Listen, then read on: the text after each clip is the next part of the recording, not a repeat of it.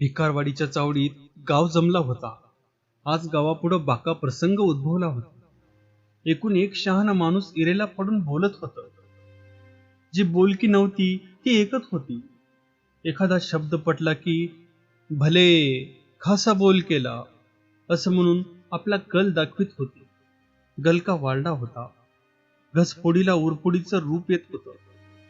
चावडी दणानत होती. माणसं गुडघे मिठी आली होती. तो कार्तिक महिना होता. आकाश स्वच्छ होतं नि धरणीनं हिरवं रूप धारण केलं होतं. शिवार सुखाचा निश्वास टाकीत होतं. मोत्याची कंस शेतसरीच्या शिरी अब्दागीर धरून डोलत होती. सुगी जवळ येत होती नि तिची चाहूल लागून चराचर संतुष्ट झालं होतं. परंतु भिकारवाडीची माणसं भडकली होती. गावात दोन फळ्या पडल्या होत्या. एका फळीत सारा गाव सामावला होता आणि दुसऱ्या फळीत एकटा आडवा आकाराम उभा होता. गावानं आडव्या आक्याला पंचात आणून धारेवर धरला होता. कारण त्याच्या काळ्या कुत्र्यानं 100 घराच्या भिकारवाडीला दात दाखवला होता. ते चावरं कुत्र गावाच्या 50% लोकांना चावलं होतं. म्हणून ती माणसं दाताच्या कण्या करून घेत होती. कुत्र्याचा मालक म्हणून ती अख्ख्याला गुन्हेगार ठरवित होती. पोलीस पाटील हरिबा भोसला प्रचंड पागूट कपाळावर आणून पानाचा तोबरा चावीत होता.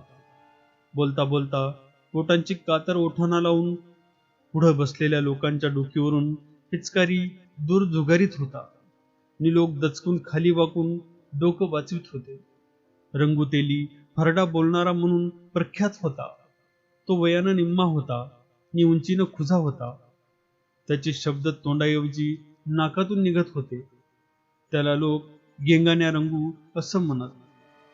तो तर हमरी तुमरीवर आला होता. त्याच्या शेजारी यंकू धनगर बसला होता. या यंकूनं मुंडास, लंगुटी नि घोंगड यावर सारी हयात गुजरत आणली होती. अशी ही 3 माणसं त्या भिकारवाडीत करणीनं, वाणीनं नि शरीरानं बिनतोड होती. ती बोलत होती. कारण आडव्या आक्यानं गावच्या गाड्याला गुन्हा लावला होता. तो कुणाचं ऐकत नव्हता. तो उभ्या गावाच्या तोंडाला तोंड देत होता. त्यांचं सारच आडवं होतं. गाव त्याला आडवा आख्या म्हणत होतं. तो रंगानं काळा होता.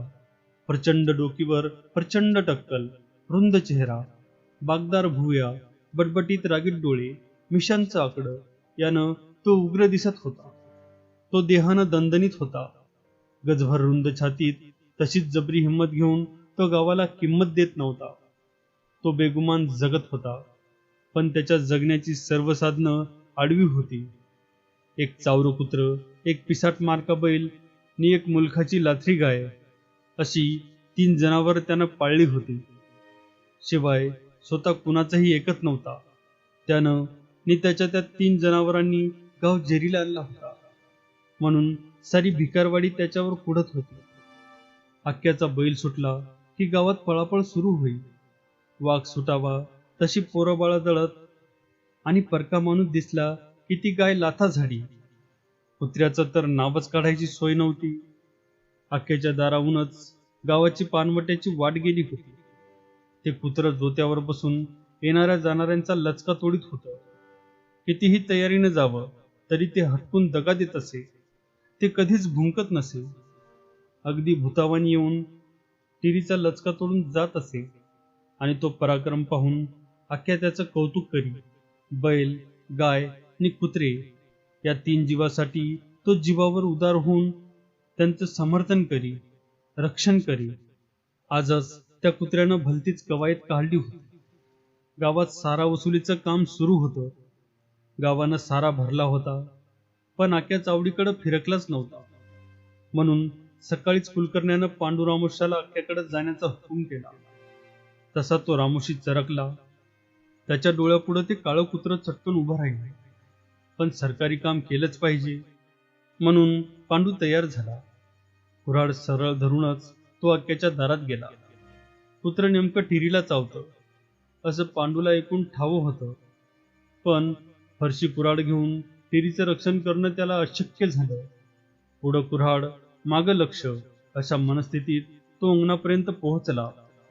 तोच सोप्याचा मारका बैल फुसकारू लागला. नि ती लाथारी गाय दुगाण्या झाडू लागली. त्यानं पांडू चरबळला. त्याचवेळी त्याची पिछाडी उघडी पडून धोक्यात आली. काय रे रामुशा, असा चोरावानी का रापत आलास? अख्ख्या गरजला. तुम्हासनी गावकऱ्यांना बोलवले या, पांडू उत्तरला. कुलकर्ण्यानं कशाला बोलवलंय? अख्ख्या दरडावणी देत म्हणाला. का त्याच्या पोराचं लगीन आहे आज? लगीन बिगीन नाही. पांडू कुत्र्यावर लक्ष ठेवून उद्गारला आणि अख्ख्या म्हणाला. मग कुलकर्ण्याच्या म्हातारीचं दिवस आहे ती का काय?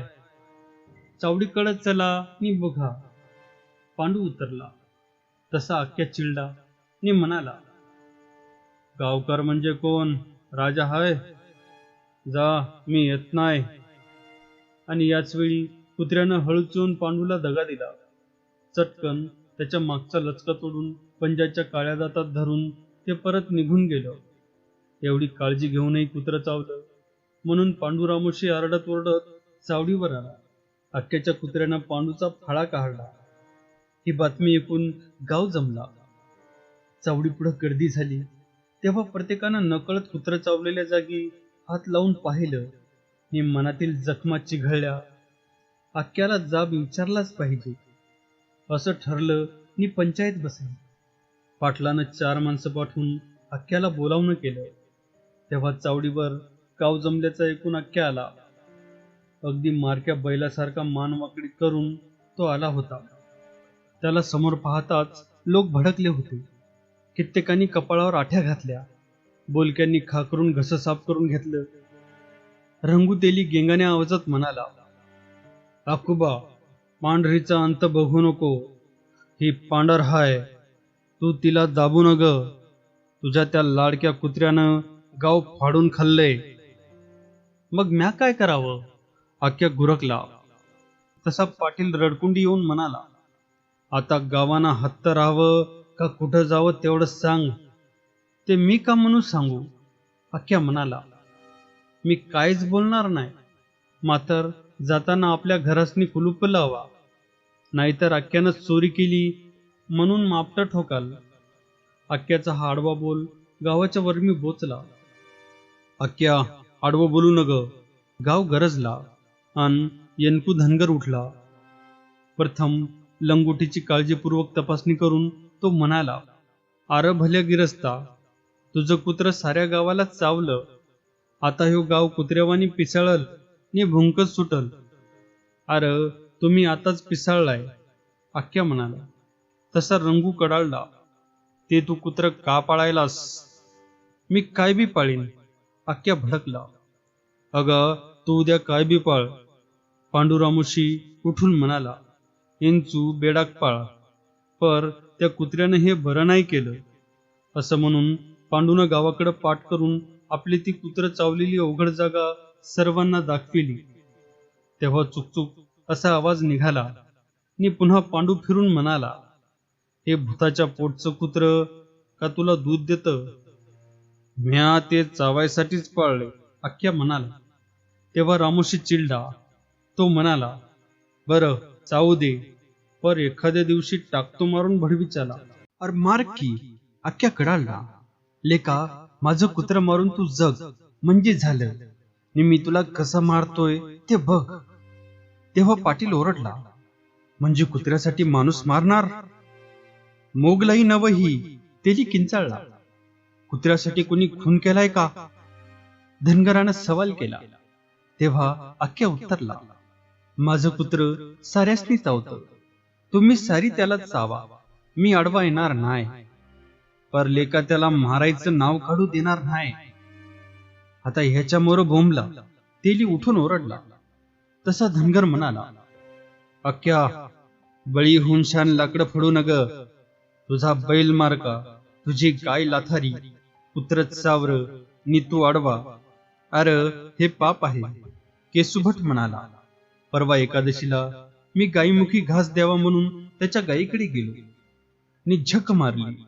त्या माऊलीनं तोंडात घास घेतला आणि गाढवाप्रमाणे लाथीचा तडाखा मारून मला पाळलं. मी मरता मरता वाचलो. मग का आलास तू माझ्या गायीकडं? अख्ख्या म्हणाला. अरे आपल्या पायाने येऊन लात खाल्लीस. आडवं बोलू नग. गावकरी ओरडले. बोलून कंटाळलेले लोक म्हणाले, ह्यो ऐकणार नाही. आता ह्यो आमचा नव नि आम्ही याच. आता भेटी सरगात. असं म्हणून बैठक उठली. परंतु अवमानित झालेला पांडू रामोशी आख्यावर नजर रोखून म्हणाला, जा आता, पर तुझ्या कुत्र्याचा काठा काढीन तरच रामुशाच्या अवलादीचं नाव सांगेन. असं म्हणून रामुशानं मांडीवर थाप मारली. नंतर सर्व लोक आक्याला इरसाल शिव्या देत घरी गेले. पण आक्याला त्याची पर्वा नव्हती. कुणाचं ऐकणं, नमतं घेणं याला तो अपमान समजत नव्हता. बदलणं हा नियतीचा नियम तो स्वतःला लावून घेत नव्हता. जळात राहून माशांची वेर नसावं या मनीला आक्याचं उत्तर ठरलं होतं. वाघाला वाघ डरत नाही, ज्या गावच्या बाभळी त्याच गावच्या बोरी. असं म्हणून तो कुणाचे ऐकत नव्हता. आपल्यावरही कुणीतरी मात करल असं त्याला कधीच वाटलं नाही. बैठकीतून उठलेला पांडू रामोशी शांत नव्हता. तो लगेच तालुक्याला गेला आणि कुत्र्याची गोळी घेऊन आला. सारं कसब पणाला लावून त्यानं 8व्या दिवशी आपला बोल खरा करून दाखवला. एखादा राजा मारावा तसा आक्याचं कुत्र मेल्याची बातमी गावात पसरली. क्षणात लोक आनंदित झाले. कित्येकांनी देवाला नारळ दिले, काहींनी पांडूची पाठ थोपटली आणि कुत्र मेलं म्हणून आख्या वेडावला. आपल्यावर, आपल्या कुत्र्यावर अन्याय झाला. रामोशानं कुत्र मारलं, काढतो म्हणून काटा काढला, आत्ता पांड्याचा मुर्दाच पडला असं म्हणत तो हिंडू लागला. खरंच वेडावला होता. प्रत्येक माणसावर गुरगुरत होता. लाल तंबार डोळं करून पाहत होता. खेकसत होता. त्याचा तो उग्र चेहरा पाहून लोक म्हणाले, ह्यो अख्ख्या पिसाळला. 4थ्या दिवशी सकाळीच पांडू चावडीत आला होता. पाटील त्याला कामगिरी सांगत होता.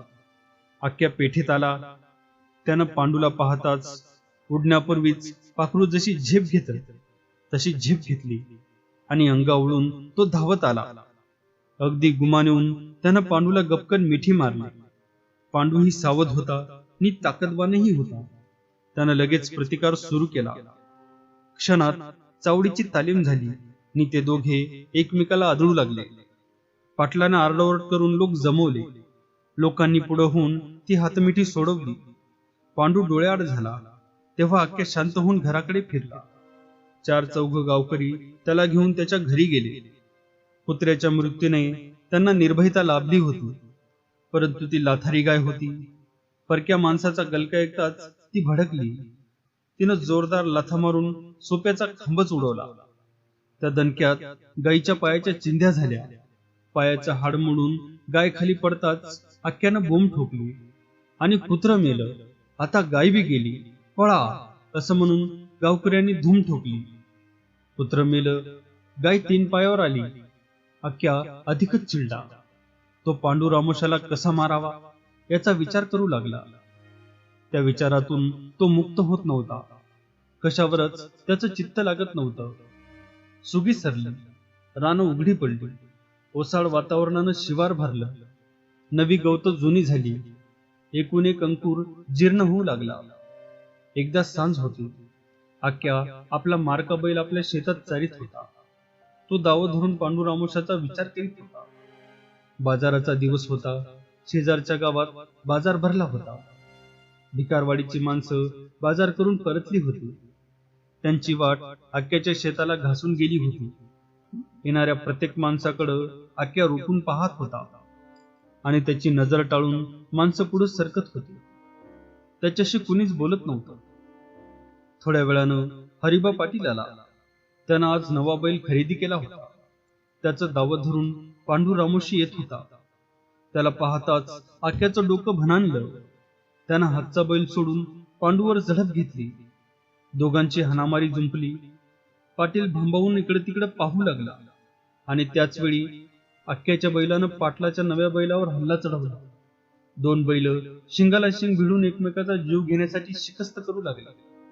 शिंगाच्या खडखडाटानं आणि अक्क्याच्या ओरडीनं सांज थरारली. शांतरानात त्या भीषण आरोळ्यांनी कहर केला. पाटील नि बाजारकरी पुढे आले. त्यांनी अक्क्याला दूर केला. पांडूला बाजूला नेला. त्या दोघांची झुंज शांत झाली, परंतु बैल लढत होते. अगदी शक्तीचा कण न कण एकवटून लढत होते. शेवटी पाटलाच्या बैलानं आक्याच्या बैलाला शिंगावर घेऊन फेकून दिला. शिंगांनी पोट फाटून आक्याचा बैल क्षणात ठार झाला.